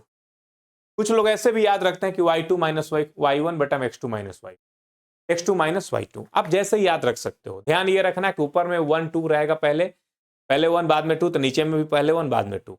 y1 minus y2 बटा में x1 माइनस x2 ऐसे भी लिख सकते हो, या y2 माइनस y1 बटा में x2 माइनस x1 भी लिख सकते हो। चलिए बिंदु 4 5 6 9 से गुजरने वाली सरल रेखा का ढाल बताइए। का ढाल निकालना है भाई, स्लोप निकालना है।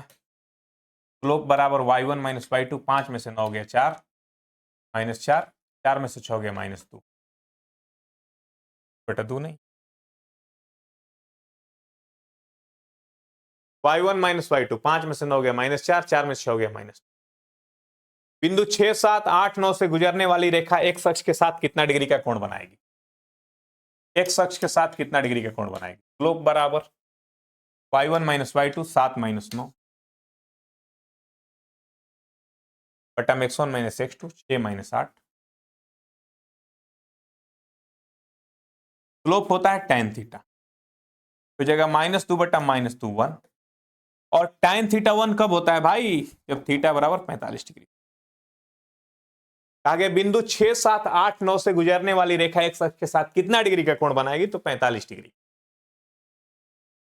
कोण बनाएगी। कितना डिग्री मालूम करना है तो स्लोप निकाल लेंगे, स्लोप से पता चल जाएगा tan थीटा का वैल्यू कितना है। tan थीटा का वैल्यू 1 है, यानी 45 डिग्री का कोण बनाएगी। है नहीं। अब आगे बढ़ जाते हैं। सरल रेखा ax plus B Y plus C बराबर 0 का ढाल क्या होगा।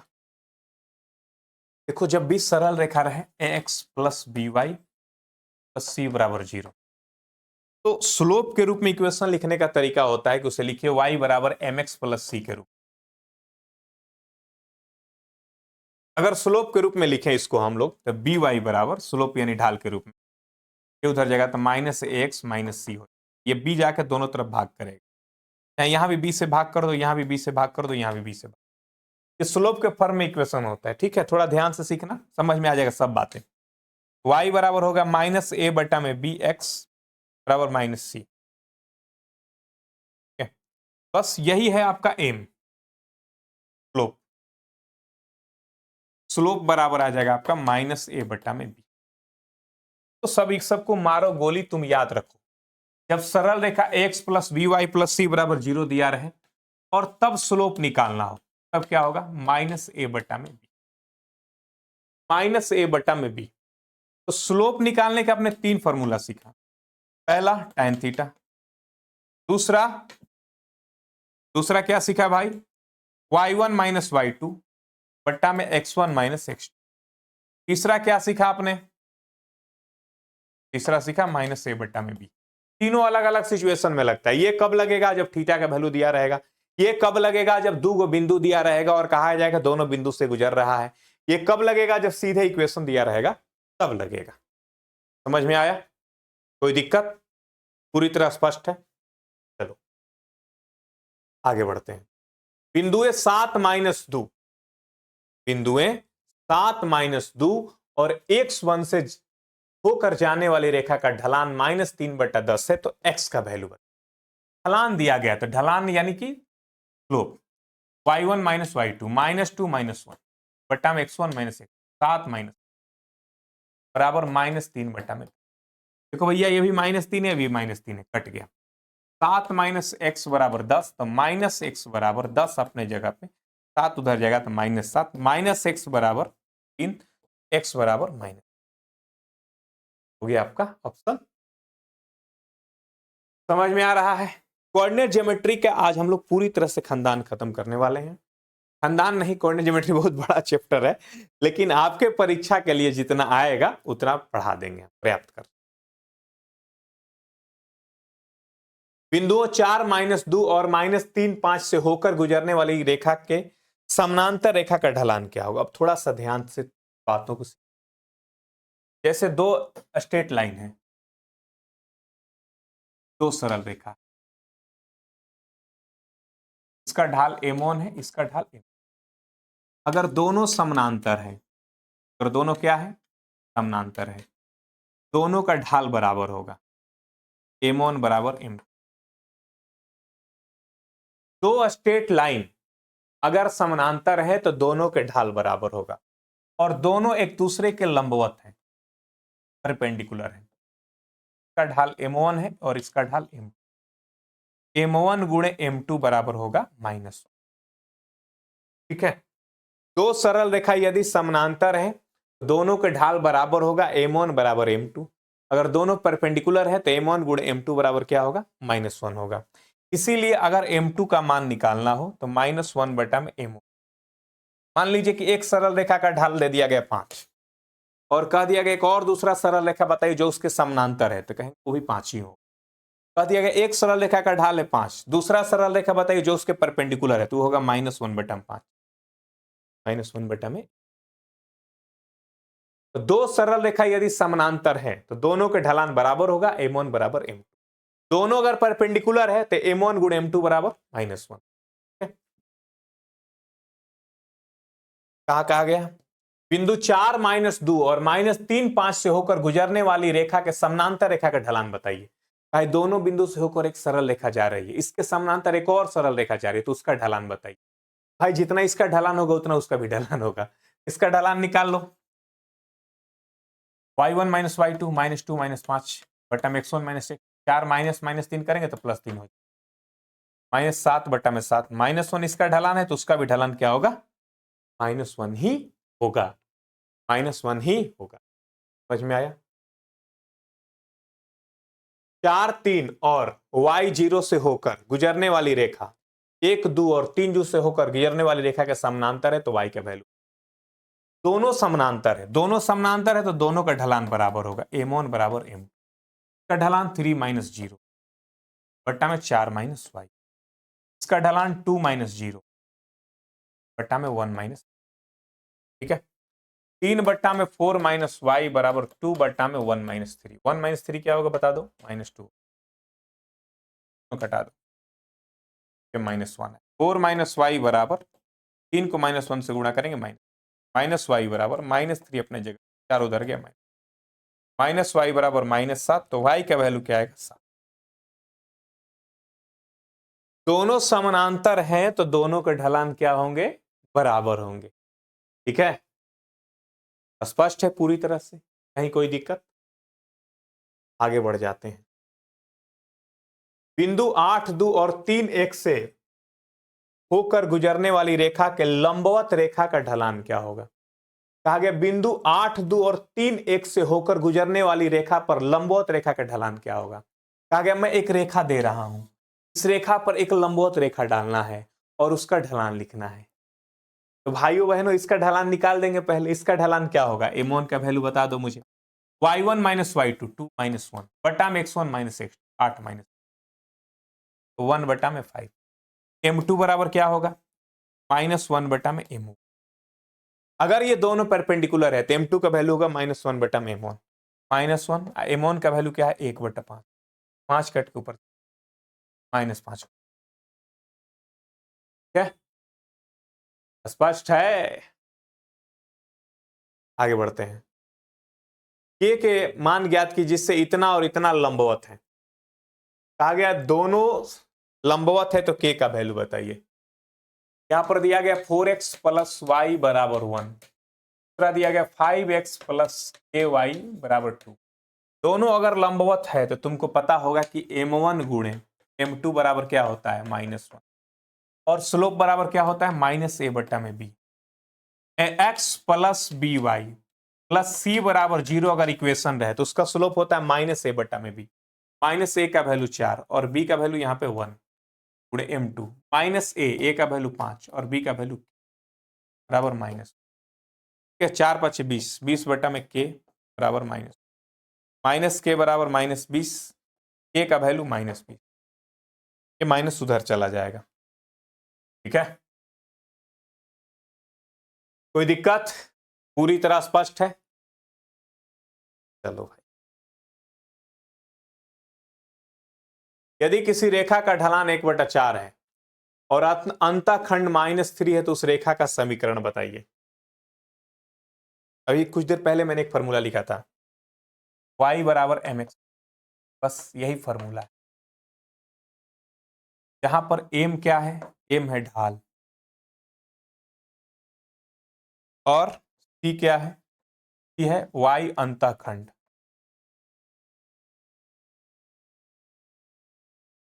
ये क्या है? सरल रेखा का समीकरण।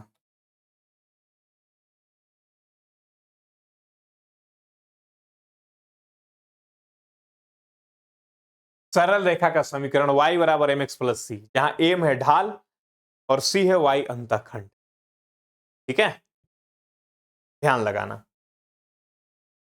तो y बराबर m का वैल्यू कितना है 1/4, और c का वैल्यू कितना है -, तो y बराबर m x प्लस सी, m का वैल्यू 1/4, x प्लस सी का वैल्यू कितना है -3, 4 से सब जगह गुणा करेंगे, 4y बराबर x -12, यहाँ 4 से गुणा करेंगे 4y होगा, यहाँ 4 से गुणा करेंगे कट जाएगा, यहाँ 4 से गुणा करेंगे -12 हो जाएगा। x 4y को उधर बुला लेते हैं, x -4y -12 बराबर 0, 4y उधर जाएगा माइनस हो जाएगा, ये दोनों का चिन्ह नहीं बदलेगा क्योंकि 4y का हमने बदल दिया। ऐसे भी लिख सकते हैं लेकिन ऐसे ऑप्शन में नहीं है, तो x -4y बराबर -12 उधर जाएगा तो +12, x -4y बराबर +12। स्पष्ट है? कोई दिक्कत? ये याद रखना, y बराबर mx प्लस सी, m क्या है? ढाल है, c क्या है? c क्या है बताओ? c है y अंतःखंड। यदि किसी रेखा का ढलान 1/4 है, y अंतःखंड -3 है तो सरल रेखा का समीकरण बताइए। बताइए। y बराबर mx प्लस सी, तो यहां c का वैल्यू कितना है -3, सेम क्वेश्चन है भाई, पढ़ते हैं। एक सरल रेखा का समीकरण लिखिए जिसका ढाल 3 और बिंदु 4 5 से गुजरता है। अब सीखो एक नई बात, सरल रेखा का समीकरण लिखना है, आप याद रख लो, वही जो y बराबर mx प्लस सी लिखे हैं ना हम लोग, थोड़ा सा इधर कर लेते हैं, mx कर लेते हैं, y को इधर बुला लेते हैं, mx माइनस, सी के चक्कर में मत पड़ो, सी के बारे में भी बताएंगे, कई सर इसी के चक्कर में क्यों नहीं पढ़ा रहे, सब बताएंगे, ट्रिक सिखा रहे हैं। देखो कॉन्सेप्ट से चलेंगे हम लोग, समय ज्यादा लग जाएगा, कंसेप्ट यदि बताने लगे तो तुम IIT की तैयारी करने लगोगे। हमको कॉन्सेप्ट नहीं बताना है, हमको उतना बताना है जिससे तुम्हारा काम हो जाए परीक्षा में। कंसेप्ट बताएंगे कहोगे बाप रे बाप इतना हार्ड पढ़ेंगे, इस छोड़ दो, मास्टर नहीं बनेंगे हम, ठीक है ना। तो आपको याद क्या रखना है सरल रेखा का समीकरण लिखने के लिए, सरल रेखा का समीकरण, सरल रेखा का समीकरण लिखने के लिए आपको याद रखना है mx minus Y, mx minus Y कैसे यूज करना है ध्यान से सीख। एक सरल रेखा का समीकरण लिखे जिसका ढाल 3 है, ढाल 3 है और गुजर कहां से रहा है 4 5। बस तुम ये लिखो mx माइनस, m का वैल्यू 3, 3x माइनस, हो गया समीकरण। लेकिन समीकरण ये तब तक नहीं होगा जब तक इसके राइट साइड कुछ नहीं। राइट साइड क्या है मालूम करने के लिए हम क्या करेंगे, x के जगह 4 रखेंगे, y के जगह 5, 3 गुण x के जगह 4, y के जगह 5, 12 में से 5 जगह क्या आएगा 7, बस यही 7 यहां रख देंगे। ये हमारा इक्वेशन 3x माइनस वाई बराबर, ये हुआ आंसर 3x माइनस वाई बराबर 7। 7 नीचे से आया, 7 ऊपर रखा आएगा। सिर्फ 7 आंसर नहीं हुआ, कितना लड़का समझता 7 आया सर आंसर, सर पूरा आंसर इक्वेशन लिख रहे हैं हम लोग सरल रेखा का, ठीक है ना। 3x माइनस वाई बराबर 7। फॉर्मूला क्या याद रखना है, mx माइनस। अगला एग्जांपल देखो, एक सरल रेखा का समीकरण लिखे जिसका ढाल -3/4 है और एक अक्ष को -5 पे काटता है। देखो -3/4 m और x अक्ष को काटता कहां पर है, x अक्ष को 5 पे काटता, x अक्ष को 5 पे काटता है तो x का वैल्यू 0 और सॉरी x अक्ष को 5 पे काटता है तो x का वैल्यू 5 और y का वैल्यू 0, क्योंकि x अक्ष पे y कोऑर्डिनेट 0 होता है, x का वैल्यू 5, y का वैल्यू 0। फार्मूला क्या है भाई, mx माइनस वाई, m का वैल्यू बताओ -3/4 x माइनस वाई, ठीक है। अब क्या करना है, देखो नीचे में कुछ भी रहे उसे साफ करना। 4 आया है तो 4 से दोनों जगह गुणा कर दो, क्योंकि नीचे वाला साफ करना है हमें। -3x माइनस 4y, अभी भी अच्छा नहीं लग रहा है, दोनों का माइनस हटा दो, दोनों का चिन्ह बदल सकते हो। देखो चिन्ह बदलोगे तो दोनों का, नहीं तो एगो का नहीं, चिन्ह बदल देंगे, हो जाएगा 3x प्लस 4y। अब हमारा इक्वेशन बन गया, लेकिन हमें राइट साइड कुछ चाहिए। राइट साइड कुछ चाहिए, उसके लिए हम x का वैल्यू 5 रखेंगे, y का वैल्यू 0 रखेंगे। x का वैल्यू 5, 5 3 15, y का वैल्यू 0। देखो 3 गुणे x का वैल्यू 5 प्लस 4 गुणे y का वैल्यू क्या आएगा, 15 आ जाएगा।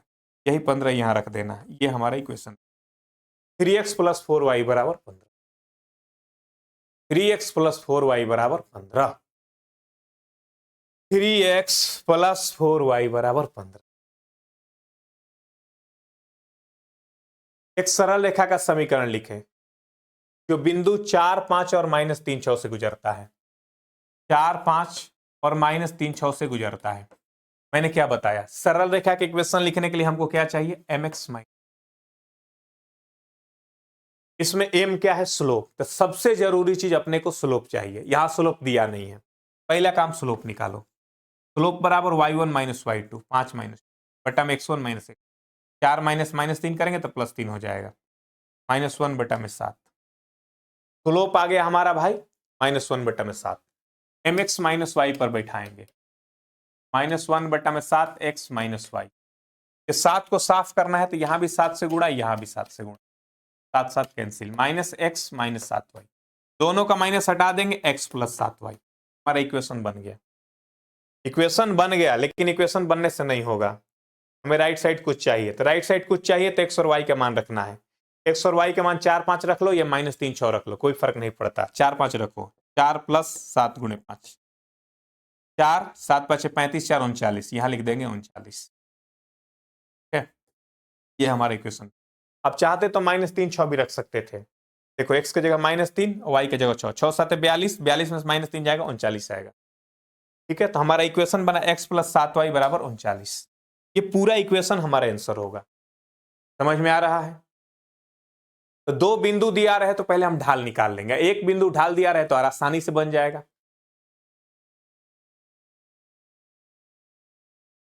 बिंदु 2 -5 और 0 7 को जोड़ने वाले रेखाखंड के लंब समद्विभाजक के समीकरण बताइए। कहा गया दोनों बिंदुओं को जोड़ने वाली रेखाखंड के लंब समद्विभाजक का समीकरण बताइए। दो बिंदु है भाई, 2 -5 और 0, दोनों बिंदुओं को जोड़ने वाली रेखाखंड के लंब समद्विभाजक का समीकरण, इसका हमें समीकरण लिखना है, रेड वाला का नहीं, इसके लंब समद्विभाजक का। पहले सोचो कि ये जिस बिंदु पर बांटेगा उसका निर्देशांक क्या होगा, मध्य बिंदु, क्या लिखा गया, लंब समद्विभाजक। बीच में बांटेगा तो उसका निर्देशांक बताओ, 2 + 0/2 1, -5 और 7 2/2 1। तो हमें इसका निर्देशांक निकालना जो 1 1 से गुजरता है, तो इसका ढाल भी हमको चाहिए। समीकरण लिखने के लिए हमें ढाल चाहिए और एक निर्देशांक चाहिए। तो ढाल तो मिल गया, लेकिन एक निर्देशांक तो मिल गया लेकिन ढाल नहीं मिला, उसका ढाल नहीं मिला, लेकिन इसका ढाल हम निकाल सकते हैं। इसका ढाल निकाल देंगे, y1 minus y2 -5 -7 -12 x1 minus x2 2 -6। इसका ढाल आ गया, इसका ढाल भी निकल जाएगा m2। तो सर इसका ढाल कैसे निकलेगा? जब दो लाइन परपेंडिकुलर हो तो दूसरे वाले का ढाल होता है -1 बटा में m1। -1 बटा में m1 का वैल्यू -6 है, 1 बटा में 6। तो इक्वेशन लिखेंगे mx माइनस y, m का वैल्यू 1 बटा 6x minus Y, x minus 6y। अब क्या करेंगे भाइयों बहनों, x और y का वैल्यू रख देंगे। x और y का वैल्यू, चूंकि इसका इक्वेशन लिख रहे हैं और इस पर एक बिंदु मिला है 1 और 1, तो 1 रखेंगे x के जगह, -6 गुणे y के जगह भी 1, तो आएगा -5। यही -5 यहां रखा जाएगा। हो गया? समझ में आ रहा है? कोई दिक्कत?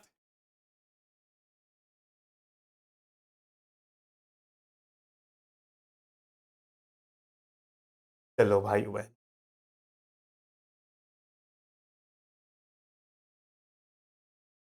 बिंदुओं A04 -5 9 तो जोड़ने वाली और बिंदु P से होकर गुजरने वाली रेखाखंड पे लंब का समीकरण ज्ञात कीजिए। बिंदु P रेखाखंड AB को 2:3 में बांटता है। देखो पिछला क्वेश्चन के जैसा ही, पिछला बीच में बांट रहा था, ये 2:3 में बांट रहा था। 0,4 और -5,9 को एक रेखाखंड बांट रहा है 2:3 में। पहले हमें इसका निर्देशांक निकालना होगा कि कहां आखिर बांट रहा है। तो mx2 2 गुणे -5 -10 nx1 0 बटा में m plus n 2 3 5 my2 2 9 18 ny1 3 चौके 12 बटा में m प्लस n।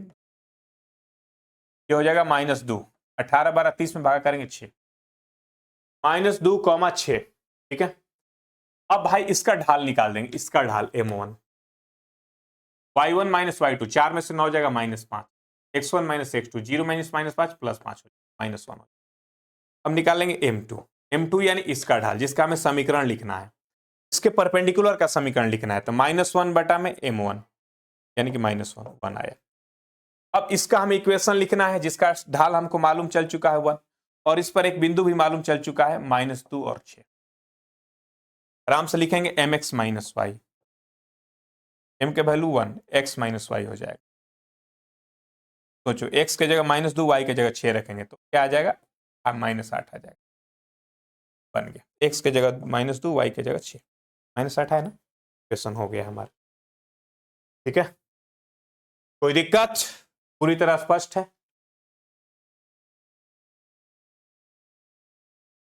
चलो पीडीएफ हम डलवा देंगे टेलीग्राम पे। मूल बिंदु से रेखा इतना की दूरी बताइए। अब ध्यान से सीखना। जैसे कोई सरल रेखा x plus B Y plus C है बराबर 0। ठीक है,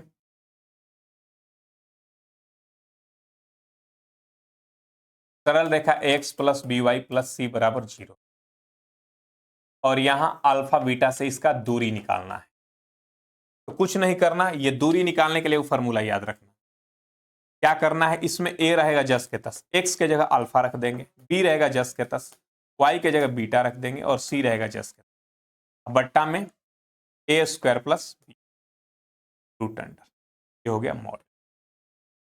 यही फॉर्मूला होता है। तो हमें दूरी निकालना है 4x प्लस 3y प्लस 6 बराबर का, कहां से? बराबर 6 है ना, तो इधर -6 करके बराबर 0 कर, बराबर 6 है तो -6 करके बराबर 0 कर देंगे। कहां से निकालना है दूरी भाई? मूल बिंदु से। और मूल बिंदु क्या होता है? 0। मूल बिंदु से 0 निकालना है, तो 4 गुणे x के जगह 0 प्लस 3 गुणे y के जगह 0, -6 बटा में root under a² plus b², 4²। मूल बिंदु का निर्देशांक 0 0 होता है, पता है ना। ऊपर में हो जाएगा -6 हो जाएगा +6, m5 हो जाएगा बटा। ठीक है,